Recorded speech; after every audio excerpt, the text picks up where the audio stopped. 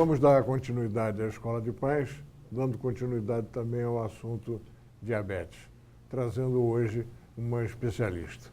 Temos hoje aqui a doutora Isabel Madeira, pediatra, presidente do Comitê de Endocrinologia Pediátrica da SOPERJ e professora de pediatria da Universidade do Estado do Rio de Janeiro. Muito obrigado pela presença, doutora Isabel. Como é que é essa questão do diabetes tipo 1 na criança? Então, queria começar agradecendo a oportunidade de estar aqui no programa, podendo esclarecer o público em relação a essas questões que são tão importantes para a saúde. E o diabetes tipo 1 é o diabetes que é mais comum nas crianças, ele é uma doença autoimune, quer dizer, você mesmo produz anticorpos contra o local do seu organismo que produz a insulina e a partir daí você começa a ter uma diminuição da produção da insulina e com isso se desenvolve a doença diabetes. Então, tem fator tem ambiental, genético, como é que é essa questão? Tem um fator genético e tem um fator ambiental, mas é uma doença que você tem uma predisposição para desenvolver uma doença desse tipo, autoimune, mas o ambiente é que vai determinar se essa doença vai ou não existir. Por exemplo, se você tem diabetes tipo 1 e você tem um irmão gêmeo exatamente idêntico a você, a chance dele é apenas um pouco maior do que a da população geral. Já é diferente do diabetes tipo 2, em que o irmão gêmeo, fatalmente, em 90% dos casos, ele vai desenvolver o diabetes tipo 2, caso você tenha diabetes tipo 2, seu irmão gêmeo tem uma chance muito grande realmente de desenvolvê-lo. E a diabetes tipo 2 na infância? Pois é, o diabetes tipo 2, se a gente determinar a infância como período que vai até 10 anos de idade, né, a gente não tem uma incidência tão alta como a gente tem do diabetes tipo 1. Mas você pode dizer também infância e adolescência, e aí nessa faixa de 0 a 19 anos, existe já uma incidência de diabetes tipo 2, principalmente em torno de 13 anos de idade, a média, né, de idade da incidência, a gente já pode encontrar o diabetes tipo 2. Ambos estão aumentando em prevalência. E se não há diabetes tipo 2 na primeira infância, por que se fala do diabetes tipo 2? Por que a gente fala do diabetes tipo 2 nos primeiros anos de vida? Porque, agora falando do diabetes tipo 2, é uma doença que pode ser prevenida. E é uma doença cuja a gente usa o termo fisiopatologia, que é aquele mecanismo pelo qual a doença vai se desenvolvendo. Essa questão já se inicia no período intrauterino. Então, uma gestante saudável, fazendo uma alimentação saudável, não engordando muito durante a gravidez, os primeiros meses de vida da criança, o aleitamento materno, a introdução adequada dos alimentos complementares, de hábitos de vida saudáveis, tudo isso é prevenção para uma doença que já começa a se desenvolver, embora só vá aparecer mais lá na frente na adolescência. Então, por que a gente fala na infância? Porque a gente trabalha com prevenção. Certo. E a questão do diabetes tipo 1, como é que dá para a família desconfiar que vai desenvolver ou ele é muito agudo? Como é que é essa manifestação? Como é que se inicia o quadro de diabetes tipo 1? O diabetes tipo 1 é uma doença aguda, mas não necessariamente a criança tem que ter um diagnóstico quando ela já está gravemente enferma.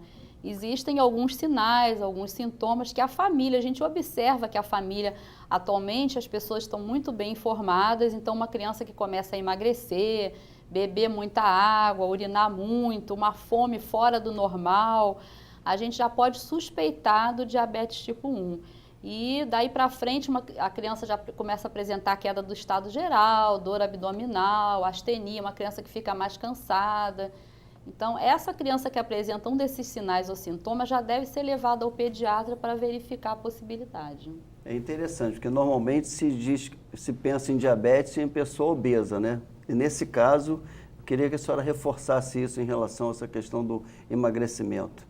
O diabetes tipo 1, ele não tem nada a ver com a obesidade. Já o tipo 2 ele tem. A obesidade, ela faz parte da chamada síndrome metabólica, em que o indivíduo tem obesidade, dislipidemia, pode ter problema, quer dizer, Dislipidemia é gordura alterada no sangue, colesterol, triglicerídeos, pode ter pressão aumentada, pode já ter alguma alteração do metabolismo da glicose, e aí sim você vai estar falando do diabetes no indivíduo obeso, é o tipo 2. Mas mesmo o tipo 2, quando ele adoece, ele pode emagrecer também.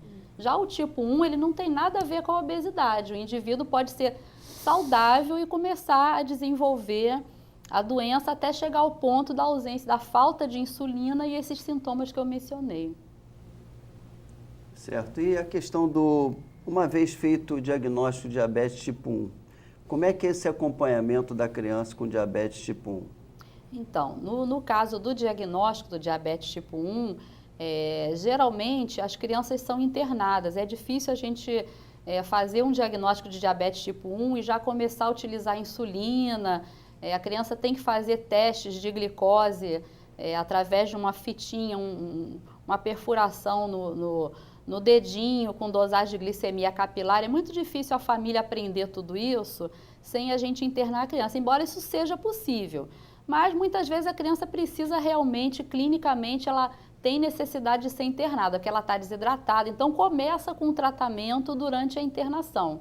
A partir do momento que a criança já saiu daquela fase aguda, que a gente chama de cetoacidose diabética, algumas crianças podem até não desenvolver pelo diagnóstico precoce, mas muitas chegam a esse quadro. Saindo da cetoacidose, a família começa já a ter orientação de como manusear a doença, aí ela vai para casa e vai acompanhar com o endocrinologista pediatra. E continuar acompanhamento com o seu pediatra também. Isso é bastante importante, porque é uma criança como qualquer outra, então as intercorrências de saúde que ela tiver, ela vai poder ser atendida pelo seu pediatra. É verdade que em famílias onde não há casos de diabetes, há uma resistência maior ao diagnóstico da criança? O diabetes tipo 1, ele, na grande parte das vezes, ele vai aparecer em famílias que não têm diabetes tipo 1. Então, muitas vezes acontece realmente isso. Os pais falam para a gente, poxa, doutora, mas não tem nenhum caso na minha família. Por quê? Porque o diabetes mais conhecido é o do tipo 2. E os leigos já sabem que tem realmente um histórico familiar, como eu falei no início. Existe uma predisposição, quando você tem um pai, uma mãe com diabetes tipo 2, um irmão, a predisposição é bastante forte.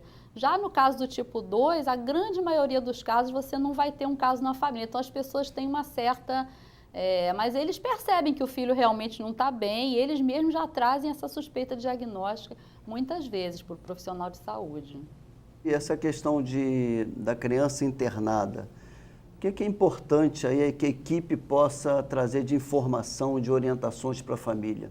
Para já a família ela vai insegura, porque não é um diagnóstico que deixa a família muito ansiosa, mas o que a equipe pode ajudar nesse momento na internação? Então, durante a internação tem uma questão muito importante, que é a presença ali daquela equipe toda de profissionais de saúde. Então não é só o médico, não é só o pediatra e o endocrinologista, mas também o enfermeiro, o nutricionista, o assistente social, o psicólogo.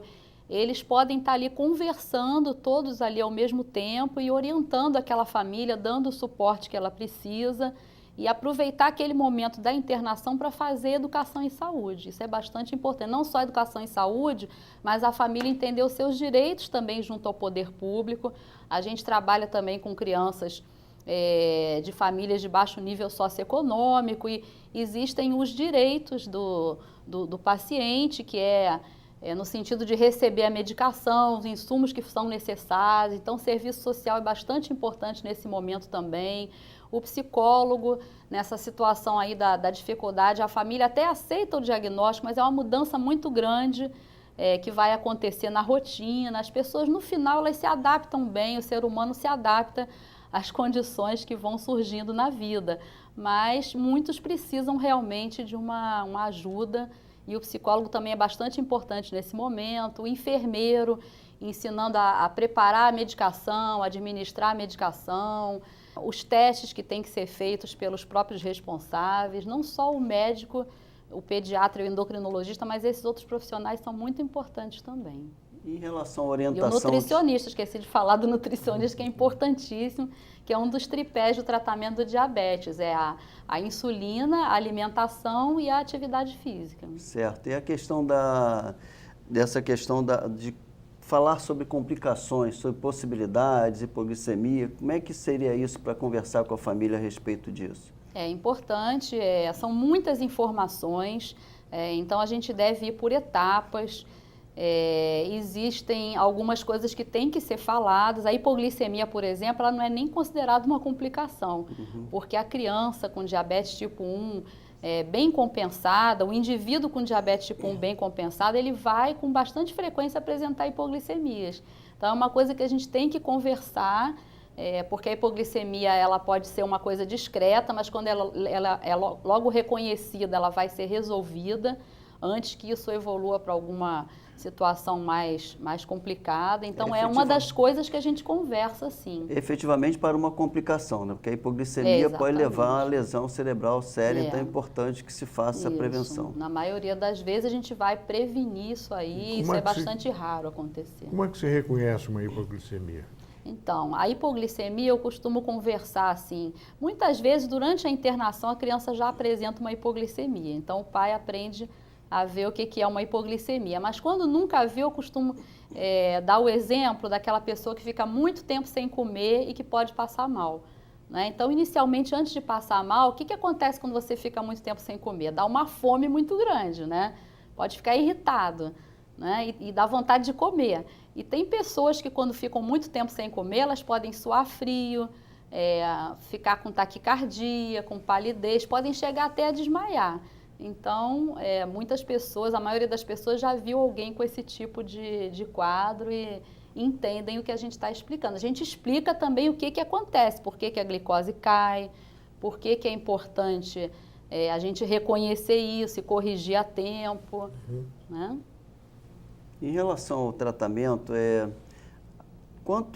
quantas vezes por dia, em relação ao tratamento com insulina, a criança vai depender de cada caso, mas vai precisar de ter a questão da picada, que sempre é dolorosa, apesar de ter melhorado hoje. Quantas vezes, mais ou menos, isso, uma média assim, de necessidade de aplicação por dia? Assim, em relação à dor, atualmente existem dispositivos em que as agulhas são bem fininhas, o quanto que aquela agulha é introduzida, isso é controlado pelo dispositivo. Então, tem como a gente contornar e também você orientar como fazer da forma correta, quais os locais que doem menos. Mas é muito difícil você controlar uma criança com diabetes tipo 2 sem fazer pelo menos 4 glicemias capilares por dia. Tipo 1, desculpa. O diabetes tipo 1 sem fazer pelo menos 4 glicemias por dia. E com frequência mais do que isso. Certo. Uma empresa americana noticiou que inventou um adesivo para evitar a picada. Isso já está comprovado? Não, existem já alguns dispositivos que fazem uma dosagem da glicemia dessa forma, mas ainda não está substituindo na prática a glicemia capilar dessa forma que você recomenda que faça antes do café da manhã, almoço, janta e ceia. E muitas vezes também 2 horas depois das refeições, mais uma vez de madrugada eventualmente, porque você vai ter valores pontuais. Esses dispositivos eles não são tão exatos a ponto de você tomar uma decisão, mas eles já estão chegando a isso, já estão chegando a esse ponto. Para aplicação na prática clínica, eles já estão chegando a esse ponto, mas ainda não. Da exatidão para determinar a glicemia daquele momento. Isso ainda não é uma realidade, mas eu acho que nos próximos meses, no máximo em 1 ano, eu acho que isso vai ser uma realidade, sim. Em relação ao tratamento, outros tipos de tratamento que possam substituir as células do pâncreas, como é que está, ou produzir, como é que está isso em termos de desenvolvimento? Existem as pesquisas com célula-tronco, que acho que vão chegar também em relação ao pâncreas. E existe uma pesquisa em andamento em que você... porque o que acontece? É uma doença autoimune. Então, se você consegue intervir muito lá no início do processo, existem pesquisas sendo realizadas já há alguns anos, mas não em crianças, em que você zera o sistema imunológico, né? E você faz um autotransplante com células de medula óssea que ainda não tem aquela memória para o diabetes tipo 1. Né? Mas aí a pessoa tem que ser submetida a imunossupressor, isso ainda não é uma pesquisa que chegou a ser aplicada em crianças ainda. Esses indivíduos que estão fazendo esse tratamento, eles já estão há muitos anos sem diabetes, os adultos, né? Os adultos. Mas não se sabe se depois de alguns anos mais para frente se a doença volta. Porque o problema do transplante é muito esse também. Né? Você tem anticorpos contra as células beta do pâncreas. E aí você vai receber um transplante de células beta e os anticorpos ainda estão ali no seu organismo. Então tem essa questão de não ser tão fácil, né? Embora um transplante já seja uma coisa muito complicada, você vai receber um transplante de pâncreas, né, por exemplo, mas os seus anticorpos estão ali presentes. Certo. E a questão do tratamento, então, está nesse processo evolutivo. O que a gente tem de tratamento atualmente são várias modalidades de insulina, insulinas bastante eficazes, vários esquemas que a gente conhece, o uso da bomba de infusão de insulina também, acoplado a esse tipo de dispositivo que o Leão comentou em relação a estar detectando, né, a glicemia a todo momento. Então, esse dispositivo conversar com a bomba de infusão de insulina, tem muito avanço em relação a isso, e mesmo a população de baixo nível socioeconômico pode se beneficiar. Existem centros de referência no Brasil inteiro, serviços públicos onde o indivíduo pode estar dispondo desse tipo de tratamento também. Certo. E a questão assim, uma criança bem cuidada, bem acompanhada, o potencial dela de desenvolvimento, tanto a curto prazo quanto na vida adulta, é a mesma de uma pessoa normal, se for bem acompanhada? O crescimento e o desenvolvimento, sim. Essas crianças alcançam um crescimento, um desenvolvimento plenos. A preocupação em relação àquelas complicações a longo prazo, para o lado do coração, dos olhos, dos rins, que existem algumas modalidades, algumas heranças genéticas que são para você desenvolver quadros mais graves. Mas com o tratamento, o controle estrito, com um bom controle, você consegue ter uma vida mais saudável do que pessoas que não são diabéticas. Tem vários casos aí de atletas conhecidos que se tornaram até atletas por serem diabéticos. Então, diabetes tipo 1, a gente está falando de diabetes tipo 1. Dentro do acompanhamento, dentro do que o Luiz Lobo falou, em relação ao acompanhamento, então essa pode ser uma nova realidade em relação a manter um acompanhamento com esse tipo de adesivo em relação às crianças, e o transplante é uma coisa mais para o futuro. O uso da bomba de infusão é o que a gente tem de realidade, bomba de insulina é o que a gente tem de realidade mais avançado com aplicação clínica para as crianças atualmente. O que a senhora diria para uma mãe ou um pai que estão assistindo, que tem a sua criança diabética, para tranquilizá-los, dizer o que eles devem fazer para que isso possa acontecer para o melhor desenvolvimento do seu filho? Olha, eles devem, primeiro, procurar saber o máximo a respeito da doença do seu filho, a partir de boas fontes, procurar saber os direitos que o seu filho tem junto ao poder público, porque às vezes, meu filho, eu não consigo um bom controle porque eu não posso comprar as fitas, eu não tenho dinheiro para comprar melhor insulina. Não, ele tem esses direitos ali à disposição deles, então buscar o profissional que pode ajudar com isso, né? Não desanimar, porque a gente sabe, é uma doença crônica, quando a família recebe aquela notícia, ela fica muito triste, se acha incapaz, como é que eu vou? E você imagina, uma pessoa que não é um profissional de saúde, nunca pensou que algum dia teria que dar uma injeção em alguém. Vai ter que aplicar N injeções por dia no seu filho, né? Mas ela saber que ela é capaz, que ela pode aprender, ela vai ser a melhor pessoa para cuidar do filho dela, não desanimar. Uma outra coisa que é muito importante também é não ter pena da criança, né? A criança com uma doença crônica, ela não deve ser tratada diferente das outras crianças. E tem muita coisa errada que a gente faz com as crianças, né? A gente deixa nosso filho comer o que quiser, não faz uma alimentação saudável, mas isso é importante para todas as crianças. Então, a criança diabética que tem que ter uma alimentação saudável, tem que ter um estilo de vida saudável, isso não é uma coisa que é só para criança diabética. Então, meu filho vai ser totalmente diferente dos outros. Não, seu filho vai ser exatamente igual a todos os outros, ele não vai ter nem privilégio, nem vai ser uma criança com restrição por causa disso, e aprender a conviver com a doença, que a gente sabe que não é fácil, mas os médicos estão aí para ajudar mesmo, os enfermeiros, os nutricionistas. A senhora falou em locais de aplicação da injeção e que dói menos. Por exemplo, É porque quando você... Aí eu estava falando do teste, né? Quando você faz o teste para dosar a glicemia capilar, no meio do dedo dói mais. Então tem que ser um pouquinho para o lado. Né? Agora, em relação à injeção, também tem locais onde a gente não deve aplicar, porque são locais mais dolorosos. Então, na parte de dentro do braço, na parte de dentro da coxa, são locais onde a gente tem mais sensibilidade, sente mais dor. e Então, por que há uma preferência generalizada pelas injeções na barriga? o que eu observo? Nas crianças, a gente não tem assim preferência generalizada por lugar nenhum, mas a criança ela passa a ter preferência por aquele local. Então, assim, se ela durante a internação recebeu as primeiras injeções no braço e ela ali deu certo e de repente ela recebeu uma no abdômen que não deu certo, ela só quer tomar sempre no braço. Então, assim, eu não observo em crianças preferência por nenhum lugar. Eu observo, assim, que aquela criança tem a preferência por aquele lugar. Então, tem criança que só quer na barriga, uma outra só quer no braço, uma outra só quer na perna. No braço a gente vê mais em adulto, porque é mais fácil de aplicar, né? Você se aplicar em você, né? Na barriga, desculpa, né? Você se aplicar em você mesmo é mais fácil na barriga, na coxa, né? Agora, na criança, cada criança vai ter o seu local preferido. Então, a gente deve evitar isso desde o início, fazendo rodízio nos locais de aplicação. Se você aplicar sempre no mesmo lugar, a insulina faz crescer tecido gorduroso. Então, fica esteticamente feio. Mas a pessoa pode dizer, eu não ligo para isso. Mas aí tem um problema também, que é alterar a absorção da insulina se você aplica sempre no mesmo lugar. Então, não é bom também. Vamos fazer um breve intervalo e voltamos já.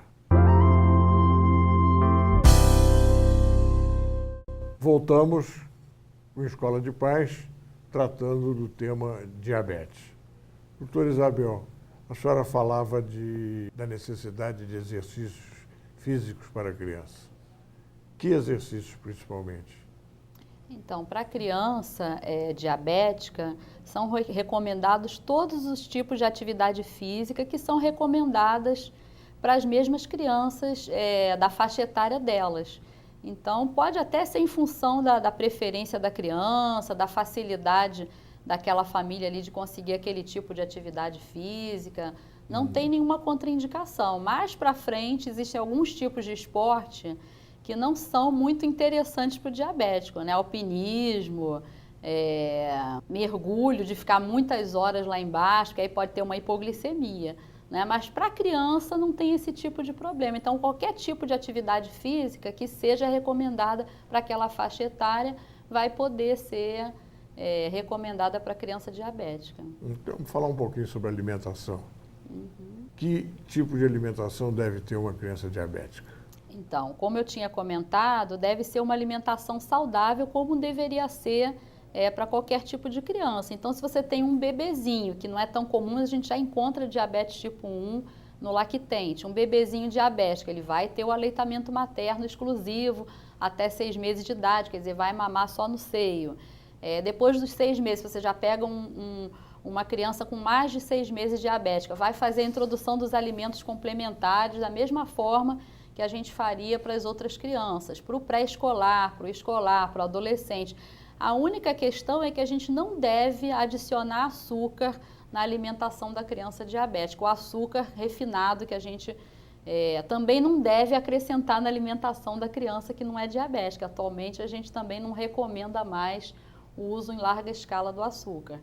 Então, assim, é uma alimentação saudável, a criança deve fazer 5 a 6 refeições por dia, na criança já em idade escolar, o adolescente, fazer o de jejum, um pequeno lanche de manhã, almoço, lanche, janta, ceia, e isso vai ser orientado aí a distribuição ao longo do dia, tem a ajuda de um nutricionista, tirando as dúvidas, e inclusive é bastante importante o diabético e a família conhecer bem essa questão da alimentação, porque tem uma forma de controle do diabetes que é com contagem de carboidratos.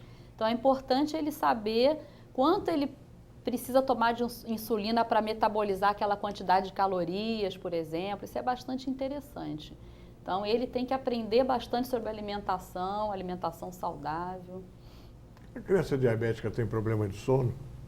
Olha, eu não conheço nenhum trabalho a respeito disso, não. Eu vejo as crianças diabéticas com nenhuma alteração em relação ao sono, não.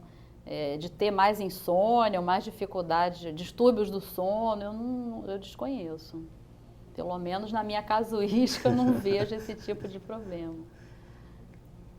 Algumas até têm que fazer o teste de madrugada e são picadas e nem acordam, entendeu? E outras acordam e dormem de novo. Eu não vejo isso ser uma causa de distúrbio do sono.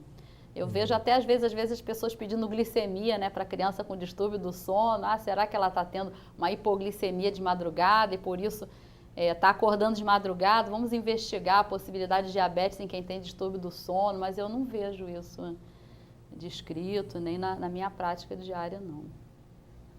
Na sua opinião, a diabetes está aumentando no mundo todo exclusivamente por causa da alimentação? Aí não é muito a minha opinião, a gente não pode ter muita opinião, assim, hoje em dia a medicina é baseada em evidências, né? Então, existem algumas evidências em relação ao diabetes tipo 1, que tem mostrado o aumento da prevalência do diabetes tipo 1 em faixas etárias cada vez menores. Estou falando do diabetes tipo 1. E aí existe uma teoria que fala, a teoria da higiene, porque atualmente a gente vacina todas as crianças, né? Então as crianças têm menos doença infecciosa, então isso poderia estar hipertrofiando o sistema imunológico para o lado das doenças autoimunes. Então essa é uma das explicações, mas não se sabe muito bem. Existe uma outra teoria que são substâncias que vão interferindo aí no sistema neuroendócrino, substâncias aí do mundo moderno, que são usadas aí pelas indústrias, mas não tem nenhum comprovante, mas de fato o diabetes tipo 1 tem aumentado. O tipo 2 não, esse já é mais relacionado, e aí dessas substâncias algumas podem ser até dentro dos nutrientes, foi a tua pergunta, né? Agora, no diabetes tipo 2, não, aí sim, no diabetes tipo 2 tem a ver com estilo de vida, alimentação, sedentarismo, começa com a obesidade, podendo evoluir para um diabetes tipo 2 no final lá em torno de 13, 14 anos de idade ou até na idade adulta, mas essa doença já aparecendo no adolescente. Aí sim tem a ver com a alimentação errada, obesidade. Nós agradecemos a doutora Isabel por sua participação e encerramos aqui mais um Escola de Paz.